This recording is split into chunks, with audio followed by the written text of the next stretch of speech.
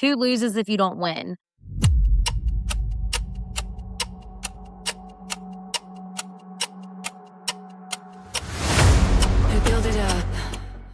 Welcome back to Earned Influence Season 3. And I'm joined by Mindy, Kaylee, and Wendy on this great day that we're going to discuss even more automotive. So today we are going to look to Mindy for a question that deals with earning influence and whether it's influencing the customer, influencing the business, processes, changes, influencing your team.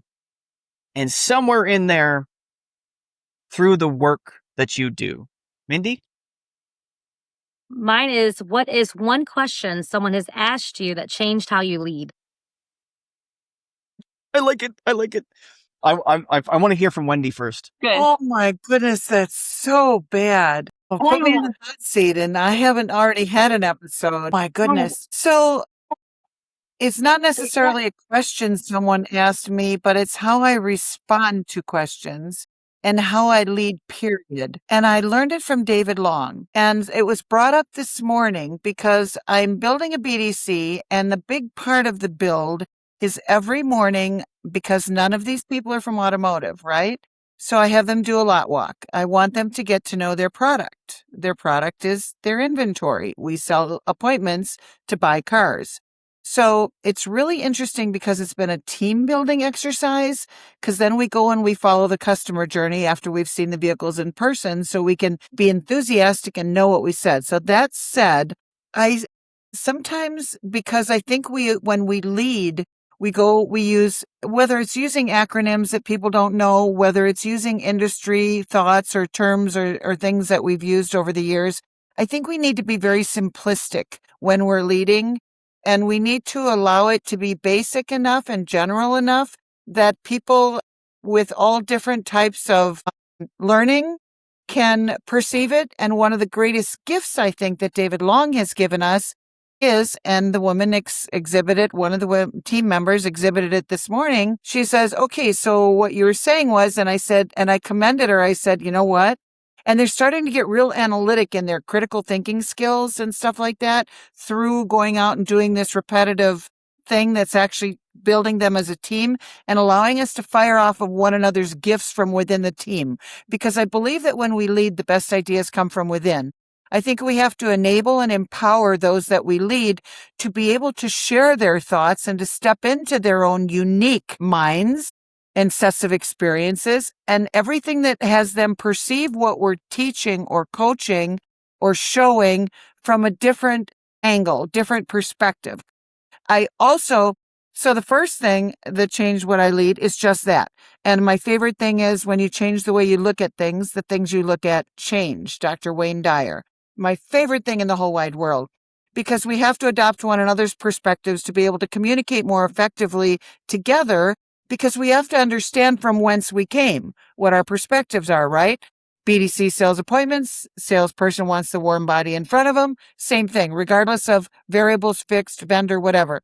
So that said, I think the greatest gift we can give so first of all, the way when I dump too much information, they get brain bleeds. So I think we should train or coach for a couple hours and then implement. So like I'll teach them something and then I'll have them shadow somebody, or we'll do a role play, or I'll show them an actual live experience on how you can use this. So the biggest gift is, as we're leading, we have to teach them to ask us, okay, and we also have to ask them, so what I'm hearing you say is, and we have to repeat how we received it so that we know that we got it the same way they intended to deliver it. That I think I like that. The way I lead I in like a that. big way. I like that. So it's not so much a question. It is a question, but it's not as much a question as it's allowing the person who's just downloaded information into you to verify what you've learned and execute. So, but it's the person who's just downloaded the information is now reframing it. So what you're saying is, and then instead of downloading all of it, giving a brief summary that's articulate based on what was said. So it's taking that listening to respond and turning it into listening to understand, but not just listening to understand, verifying that you do understand. I like that as a couple of steps, because I tell this to my son all the time. You want to listen to understand, not listen to respond, because you're so quick to respond, and there's no possible way that you were listening to all of it because you were just thinking in your head. You want to listen to respond, or listen to understand. But if he doesn't understand it, even if he did keep his mouth shut and did take the time to listen, it doesn't mean that he understood it. I like how that works. And to So summarize what happened, I'm so sorry. To summarize what happens with that is, like, they can be robotic and follow directions, but if they don't have it here and a here, if they don't understand it, the why, they can't commit it to who they are and what becomes their new normal. Agreed. Kaylee, how do you, or how would you define this question? I think if I understand the question specifically from Mindy, what is the leadership question? What's the question that you asked or were asked that changed how you lead? Yes. Yeah. I think Awesome. and that's such a good question. And I was trying to figure out which direction I wanted to go with it, because in my current role, what do they call it? I'm like leading because I'm leading the owners of the company. So it's a different kind of dynamic than leading a team. And just like looking back when I used to lead teams, I was a lot younger. So it was a different experience, but I had a lot to learn. And then I was also thinking, like, do I go in the direction of how I lead, like, as a salesperson? Like, how do I lead people through the conversation and the demo? Like, you can go so many different directions with that, or growing business relationships. But I think I want to focus in on leading from up, or how do I say it? Am I saying it wrong? Can someone help me, please? No, you are absolutely correct. The Okay. idea of leading up, it's 100%. It's a Yeah. vital skill to learn. So, Yeah. and if you are asking questions to help lead up, I want to hear about what you're doing with regards to that. Yeah, and I'm still figuring it out. But I did realize that it's something that needs to happen, and it's going to help us grow. And so I'm still learning. So I'm trying to remember the exact question, like, what did someone ask me that changed the way I lead? And I think what they asked me was, what do I want to see? Like, what is my vision and what do I want to happen? Because I think when I get clear on that, which I'm still figuring out, and it changes, that's when I can ask better questions and lead better, because I'm crystal clear on what I think should happen or what needs to happen. And it's not like forceful or anything. It's more of just like, simply like, I was like, we're going to have leadership meetings. We need to meet every week. We need to talk about the problems we're having. We need to talk and come up with solutions and create movement and create action instead of just talking about the things that need to happen. Because we all do that, right? In business, we're like, we know what needs to happen and we know what we want, and then we're going to keep talking about it and nothing's going to happen. So that was like the biggest thing, was just creating those conversations and being consistent about it. And yeah, I guess that's all I really have to say with it. I think functionally it takes courage to do that. And I think there is an undervalued amount of courage that is required to lead up. Because it doesn't matter at what place you are on the personal or professional social ladder, as it were, regardless of which area that you're defined in.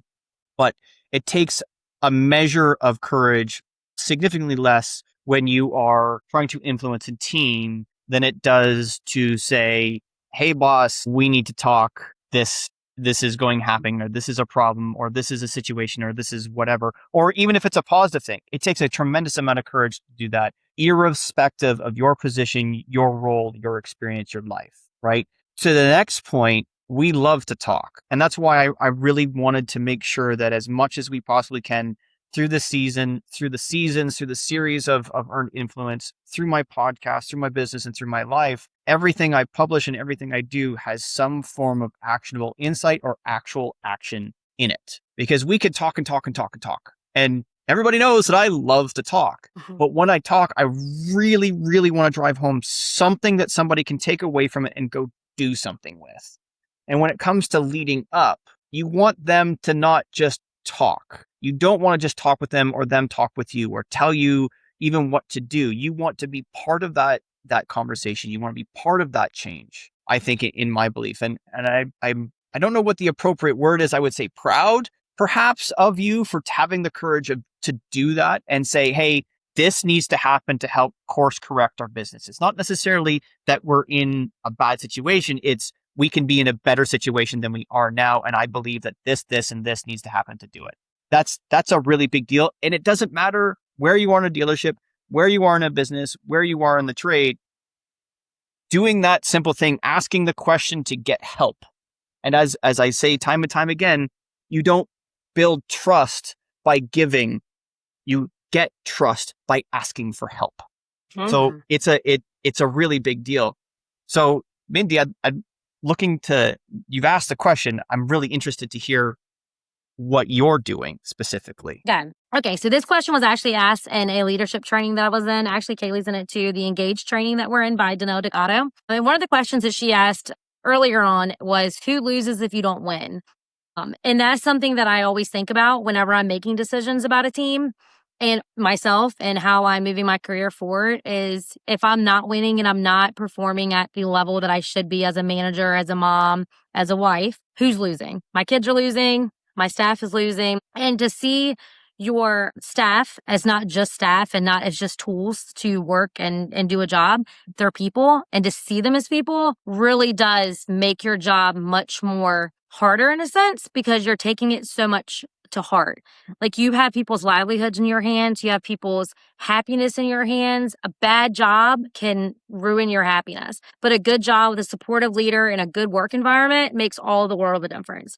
So it puts a lot more pressure on me as a leader that I get to know these people as people. I take it very seriously that their happiness, in a sense, is in my hands a lot of times, because I have a big shoes to fill. I need to make sure that this place is working good for the company. Of course, the company's making money, so that way we can still have people, employed, because if the company's not making money, we can't employ them, to make sure my employees are making money, but then also that my customers are happy too. So it's a lot of pressure, but it's good pressure, because you take everything so much more seriously than, okay, well, this is just a little decision. We'll just make whatever decision it is. But I think about that all the time. Like, who loses if you don't win, or if you make the wrong decision, basically. It makes you stop and think a little bit more.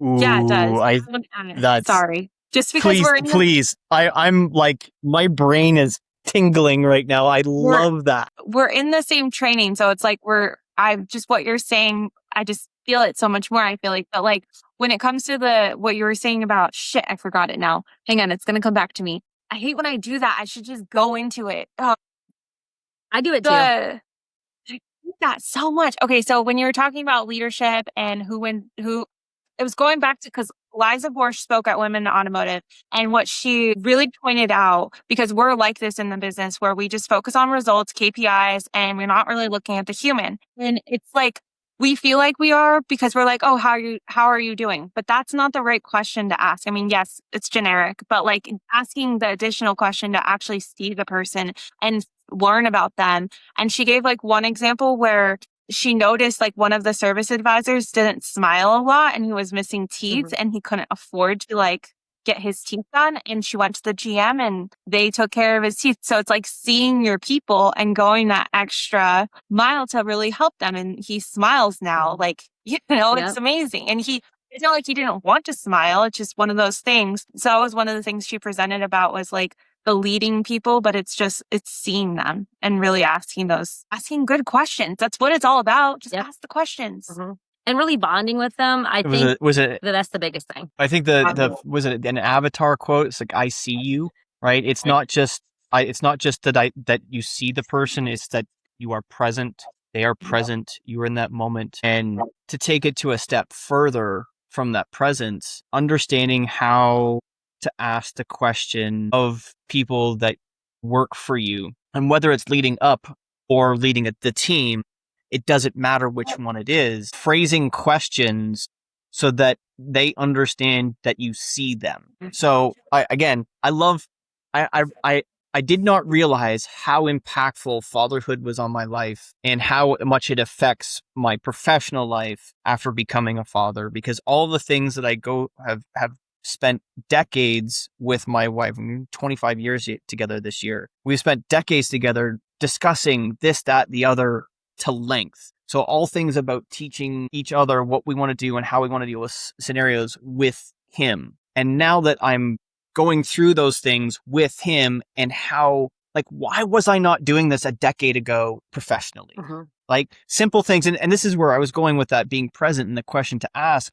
Don't ever ask a question where a one-word answer is even remotely either acceptable or capable, right? So up until 30 days ago or whatever it was, the end of June, my son was going to school. The last 8 years, he's been going to school. As of today is his 3rd day of homeschool. So up until the end of June, many people, all of you included, anybody that's listening, watching, who has children who've been going to school, it's very common to say, how was school today? You can literally say 1,000 one-word answers to that question. That is not going to help anybody, not as parents, not as children. Guess what? It's synonymous with leaders and team. How was your weekend? Fine. Same question. The difference here is you take it to a level where they can't answer with one word. Hey, Jimmy. Hey, little Bobby. Hey, my son. Hey, buddy, you had a math test today. We talked about it yesterday. You've been studying for the last week. What were the questions on there that gave you the most difficulty? You know that he had a math test. I know that he had a math test. I know that he had it today. I know that he struggled with it because we spent a week studying for it. And I know there's going to be questions that he didn't know how to answer. Now he has to tell me what those questions were, and then we can work through the challenges with that. Same thing applies to, hey, Tommy, you went away this past weekend. I know you took your wife and your kids and you took the boat up fishing this weekend to Algonquin Park. What kind of fish did you catch? Did you catch a lot? You paid attention to what they were doing. You paid attention to what they were saying. You paid attention to all of the things in their life outside of work. And now you responded to the thing that you know that they did with questions that are relevant based on the things that they did. Maybe you said, it was junk. We didn't get to go fishing because the smoke from Canada. So things like that don't allow people to respond with one-word answers. I would say that's probably one of the most tactically useful question that changed how I lead, even though I'm not leading a team right now. I'm leading a 12-year-old. Mm-hmm. But in terms of leadership as a whole, if you can get significantly more tactical with the questions you ask your team, not necessarily about work, you're going to find you're going to build way more trust and way more everything, especially influence. So I really appreciate that question, Mindy. Really, really do. I think that's going to roll off the end of this particular episode of the Earned Influence Season 3. I really hope you enjoyed this episode. I really hope you like, share, and subscribe to the channel. And as always, negative pushes, positive pulls, and always clean your toys before you put them away.